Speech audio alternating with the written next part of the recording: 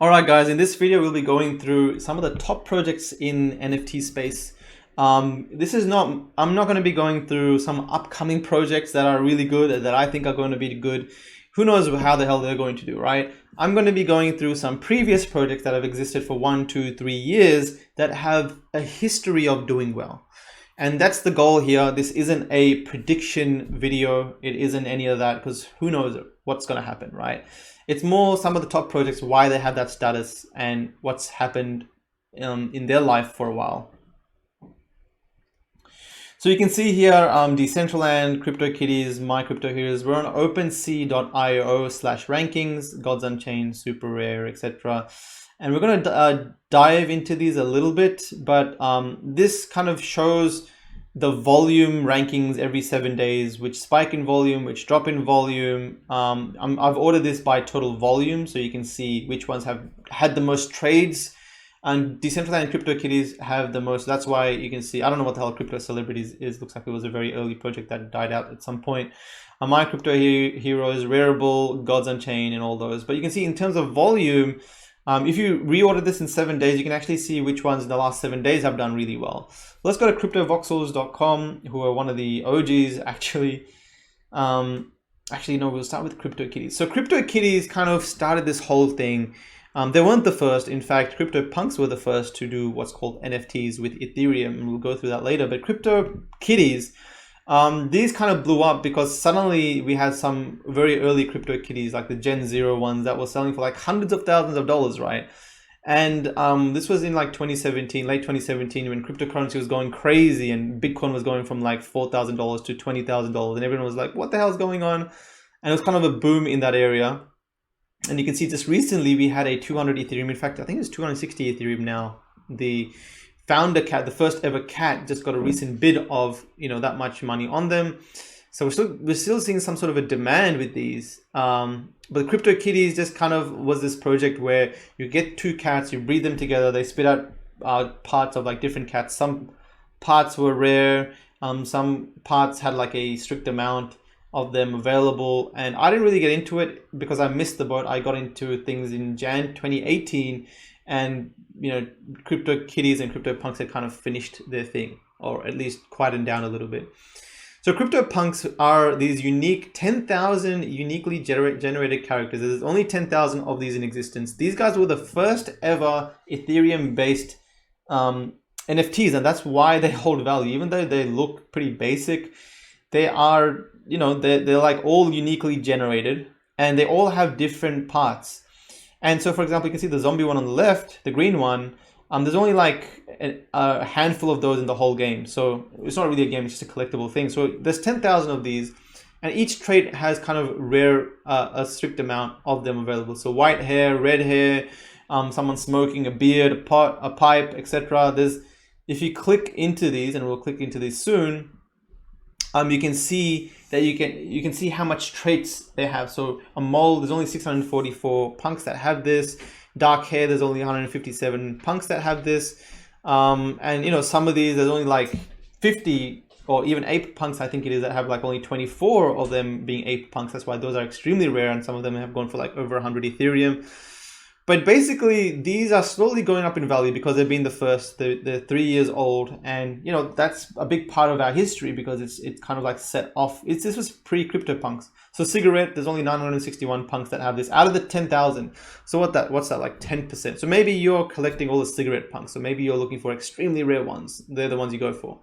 Now, Super Rare came across and built like what's some sort of an NFT art platform where you could tokenize your work, quote unquote tokenize, but you could like put a digital receipt to your art. So Rareable also does the same thing or a similar thing, except with Super Rare, it's only a 1 of 1, so you can only do things that have a unique item. But you can see with Rareable, there's 6 out of 755, 93 out of 99. So if you mint your artwork, you can say, all right, well, I have 100 versions of that available, etc. And Super Rare also has a application process, and they kind of filter out people, make sure you're not doing anything dodgy, etc.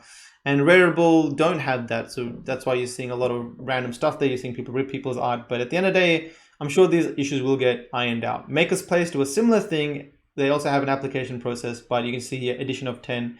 edition of 20. So these guys also allow you to have, you know, 10 versions, 20 versions, 250 versions if you want to on your stuff. So I've got some art in both places. It doesn't really matter because either way you're getting your Ethereum token that represents the art piece. What matters more is the artist. That's probably the most important part of this thing. Nifty Gateway actually reach out to popular artists on Instagram or Facebook or kind of hunt out for popular artists. And every Thursday they do a drop, an artist drop, where they release a limited amount of art stuff. And, you know, it sells out pretty quickly actually. So for example, Trevor Jones Bitcoin Bull, you can see here it sold for $200. They have Fiat Gateway, by the way, sold for $200, and now it recently sold for $4,200. You know, within July to, I guess, September, October. So June, July, August, September. So 2 to 3 months later, it was worth what, 20 times the original purchase. Trevor Jones has kind of blown up as an artist. So, you know, we're seeing his stuff go for quite a lot on the secondary market. The sandbox is similar to these virtual world platforms where you can own digital pieces of lands and you can build like Minecraft style games on them. And they've got a ton of partnerships. They have partners with Atari, Animoca brands, Square Enix, a bunch of big, you know, brands that out there. And we'll see if we can jump into the land, like what it looks like. Yeah, you can buy these little blocks of land where if you go into the world, they're actually immersive Minecraft looking experiences that, you know, eventually you'll be able to buy and sell this stuff. So looking good. You can see quite a lot. I don't know if those faces are familiar for you, but you can see some projects have got involved. Axie Infinity, now these guys have done really well in kind of finding some sort of a balance between gaming and investors and having some sort of a game experience on the blockchain.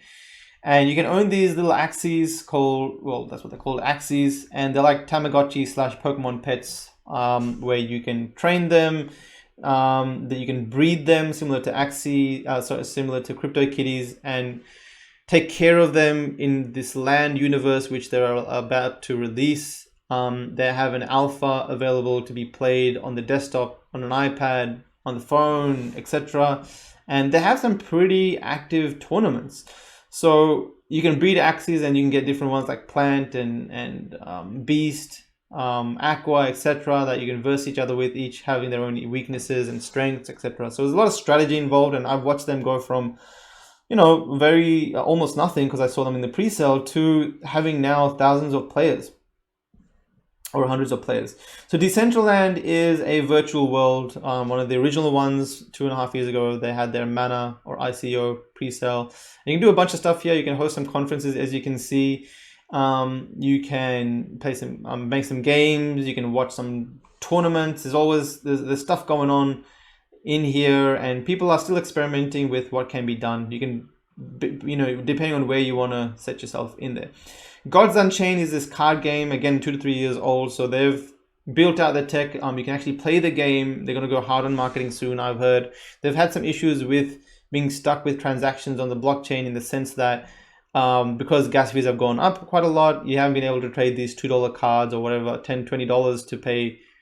You know, you're paying $10 to $20 in gas fees to trade these $10 cards. That's why a lot of the trading activity has slowed down. But once that gets solved with Immutable X, which is their own blockchain solution with minimal fees and very quick transfers, you'll see that solved. And at the end of the day, there's Cryptovoxels as well. Again, another OG. I remember I kind of slept on this one, and that's my bad, because back then those land pieces were going for pretty cheap. But now these land pieces have gone up like 10, 20x. Kind of a Minecraft world as well. You can buy these lands, they have a nice community, and you can stick art on your galleries, etc. You can do all that kind of stuff. Somnium Space is another one. These guys are VR first, so you know it's more about virtual reality for these guys. Similar sort of deal where you have like digital land. You can buy digital land and build it on your stuff. Hopefully this loads. Yeah. So it's very immersive, looks really nice. So if you're going for like the visual aesthetics, check it out for sure. It's on Steam though, and it's VR, pretty much VR only. 2D isn't really that immersive, or it's not supposed to be immersive, but it's not as functional as like the other projects, but it's there. So, in terms of cryptocurrency, you can always just invest in the cryptocurrency itself if you want. That's your thing. If you don't want to get involved in NFTs, well, there are some cryptocurrencies here that have a lot going on. There's also Engine as well that have been going on for a while, like a platform where you can, as a game creator, you can build like almost a AA, AAA game and integrate blockchain with them.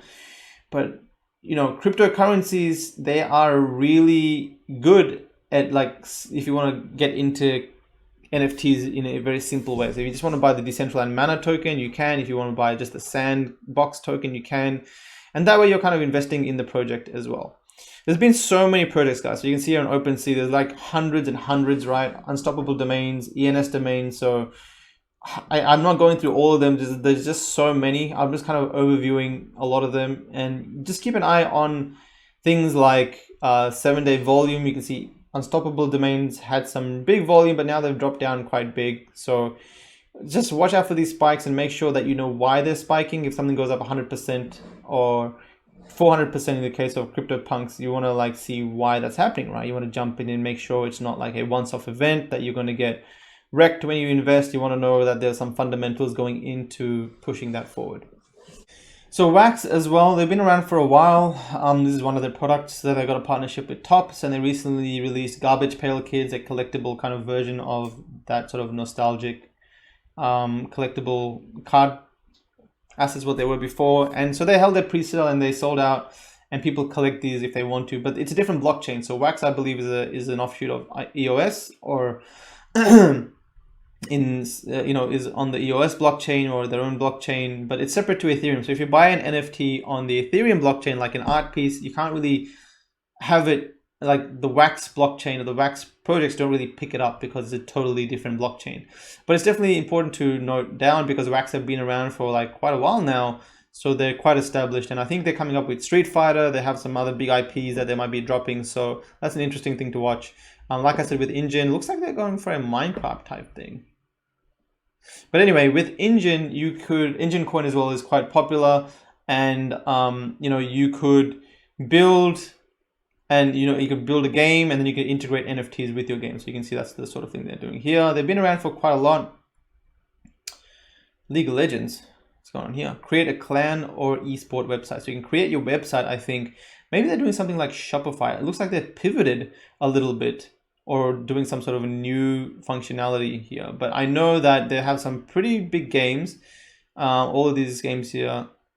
Oh no, these are not. Where's their top games? They've got some big games like 9 Lives and a bunch of different like really cool looking games that you can play if you want. But I'm not much of a trader there. But you can always just invest in them like cryptocurrencies, as I said. So if you just want to buy some Engine Coin, you can find them over here. Whatever, where are they? 130 million maybe. Also, Decentraland sitting at 116 million market cap. So you can just buy some Decentraland Mana Coin. Engine Coin is here at $130 million market cap. Wax, etc., all down there somewhere. But yeah, you can just do that if you want. If you don't really want to invest in NFTs at themselves, because you don't want to get into the game as much.